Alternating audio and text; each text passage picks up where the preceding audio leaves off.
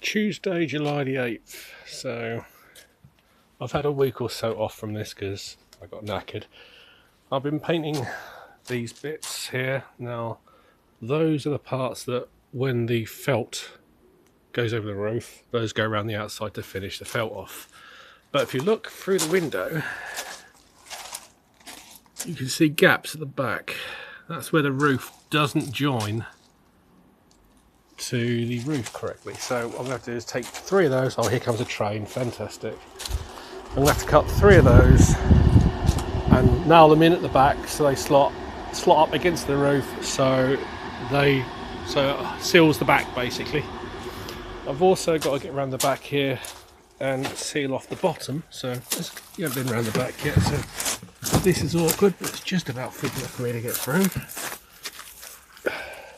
So I've still got to do these finishing posts, finishing around where all the joins are. I've got to finish putting this attachment on the roof here, and if I step around without getting stung,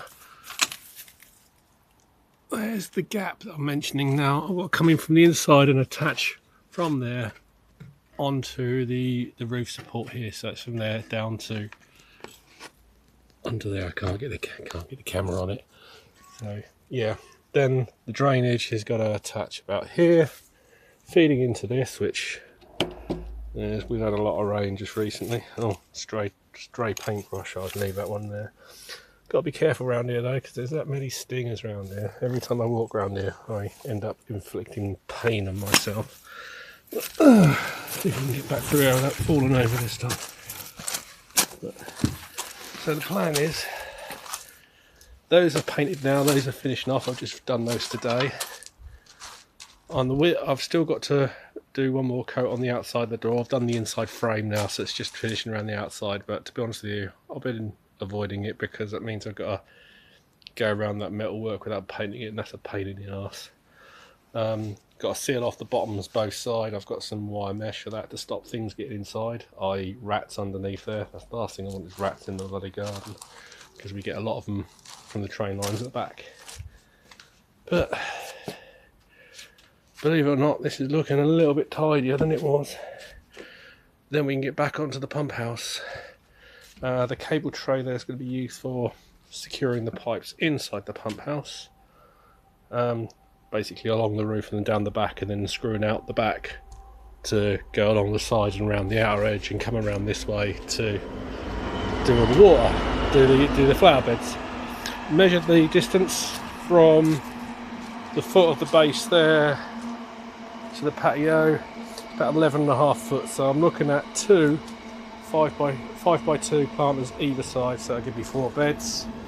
I want to stick a dirty great wooden post right in between the 2 beds, which is where the planned hammock, which has been on the card since day bloody one, is going to reside. Also want the ability so I can change that so I can have my washing line, because at the moment I've got it tied between fences. Not brilliant, but it does the job. But more planning done, more painting done. I think this needs a bit of a paint as well. It looks like it's gone a bit murky on the outside. I might give it another coat as well, but still got to do the fence panels. I'm going to have to take them off and paint them. I shall probably do them this week at some point before the weekend, but ideally the weekend I want the felt on the roof and the roof completed. Maybe not the drainage at the back, that's the last thing to go in, but we're getting there, slowly but surely. Saturday, 12th of June. I have now painted all the fence panels back and forward, took them out, painted and put them back in, so they're looking good now. Started to work on the door frame as well. As I've mentioned before, ideally I want a door on either side that sort of flaps inwards, so that's the plan with that. There is a hole, just a single hole about here, which I can put a coach bolt through either side to hold. Oh, train's still going fast. That coach bolt should be enough to hold this in place. I've put an extra piece of wood down. I can't see because of the screen and the sun, but I've put an extra piece of wood down so it's actually running and holding it inside. all that's painted, ready to go and be chopped up to put in the gaps in the summer house as mentioned. Not a lot of progress really if it's too bloody hot, but someone asked me the question, how much paint? Since I've started this, because I complain about painting so much, how much paint have I done? Well, ignoring the oil-based paint for the roofs of all the various sheds and whatnot, each one of the big ones is 40 quid and each one of the small ones is 20 quid. I made that about 320 quid of paint there. Hopefully that answers that question. Wednesday 23rd of July. I've had a few days off. I haven't really done much in the last week or so, but preparing to do the roof, and I've constructed this frame on the inside, so basically any weight while I'm on the roof will be transferred to the floor, so I won't be overstretching these beams too much. I'm a bit concerned that being the bat bastard that I am when I'm up there, I'm just going to come through. There is a little bit of, if I hold that still, a little bit of give on that, but with these beams in place, at least I shouldn't come through. I should hear a crunch before I actually come through, so I don't have enough time to get off. Regarding the back, I'm almost done on the back now. If we can squeeze through. This is always fun. Right, mind my balance. So I've added on the back these beams, so the idea is that the rainwater will come over and over the edge, because without this here, which wasn't provided, which wasn't provided with the original shed, the rain would literally just drip down the back. Now obviously I want to capture the rainfall and put it onto this slab with this water butt, which will be here eventually, but without this overhang I wouldn't be able to get it into the guttering. So I've needed to do that. I've got some bits of wood just to fill in this gap all the way along. Then it's finally time to put the felt on. So that's where we are at the moment. So I haven't been busy, but it's time to start doing things. So I'm trying to get the felt on for this weekend. I want to get everything ready so the felt can go on this weekend. I've got to cut the felt, and that's a bloody heavy big thing, so hopefully though we'll have that done.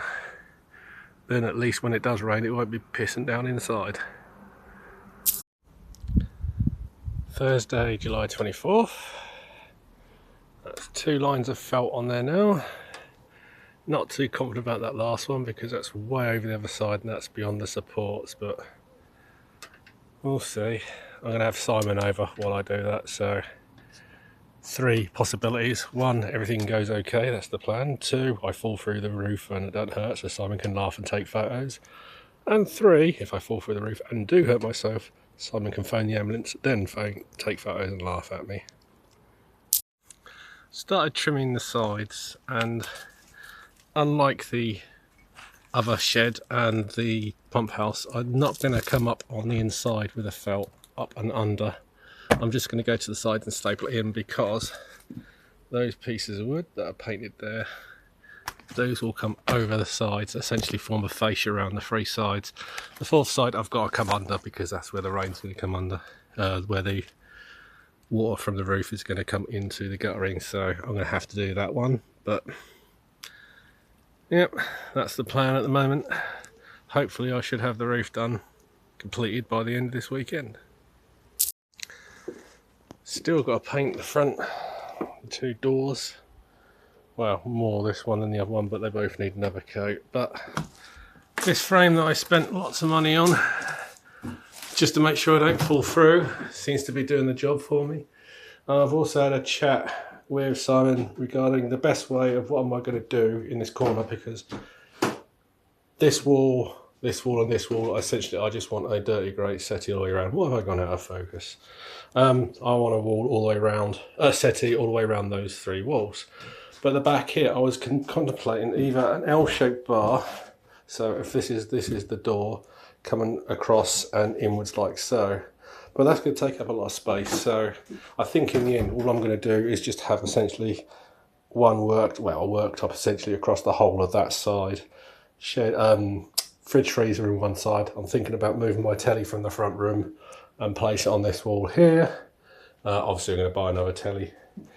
I'd like a telly which does 12 volt. If I could find one that took a 12 volt input and was, what, 32, 37 inches in size, that'd be ideal. But I don't think I'm going to get one like that. So obviously for this solar, which I'm going to put on this roof, I have to have a separate battery and charger.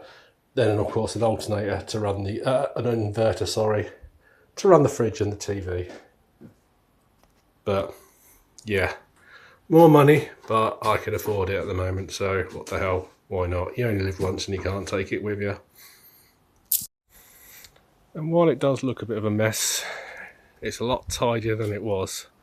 So it's coming together. The felt that I was provided, I had enough on that roll to cut 5 sheets of 13 foot, which is what I need, 3 sheets of 13 foot. But the first and the last one had marks on them due to the way they've been folded, etc. So the middle 3 are the ones I'm using, and the other 2 I can use as spares just in case I screw something up.